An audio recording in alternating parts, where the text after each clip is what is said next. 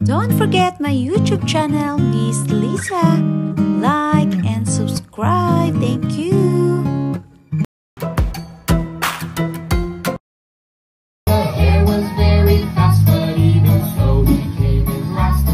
Hello everyone! Magandang araw sa inyong lahat. Bumili pala kami ng amplifier with speaker para sa baby namin kasi mahilig siyang kumanta.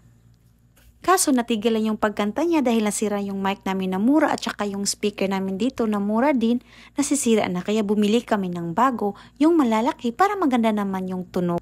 Ito talaga yung pinipili namin kanina dahil alam ko na maganda talaga yung tunog niya, lalo-lalo na kapag kumakanta ka. Ang ganda-ganda talaga guys yung tunog niya. Kahit hindi masyadong maganda yung boses namin, pag kayo ay kumakanta talagang napapawaw ka na talaga dahil sa ganda ng tunog nito. At isa pa, ang tunog niya hindi talaga masakit sa tinga guys. Habang isa naman, excited talaga siyang kumanta guys. Paborito kasi niyang kanta yung On This Day. Kasi yan yung pinakanta ko sa kanya noong baby pa siya hanggang ngayon. So, una naming binuksan itong amplifier. Kasi ito yung nauna naming na-open. Ang pangalawa, itong mga speaker niya. Ang laki-laki ng speaker guys, nabibigatan ako kasi kami lang dalawa ng asawa kong nagbuhat papasok dito sa loob kanina. Kung mayroon kayong smart TV, pwede na ito yung connect sa Bluetooth para maka-YouTube kayo at makakanta na kayo. Pwede rin itong i-connect sa USB kung wala naman kayong smart TV. Ngayon, mag-unboxing muna tayo. Let's start! Ano indicator? Left na siya or right?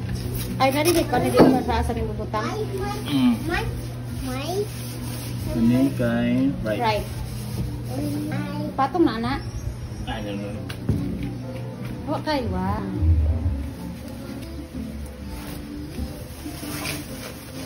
Okay, 1 week lang sa tamag sardinas. Ken.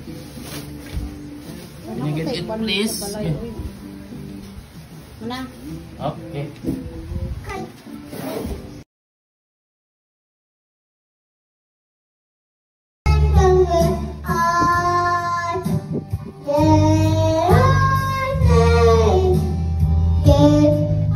Excited na akong kumanta nito guys. So ayan lang muna for today's video. I hope na nagustuhan nyo. Thank you for watching. See you next time. Bye!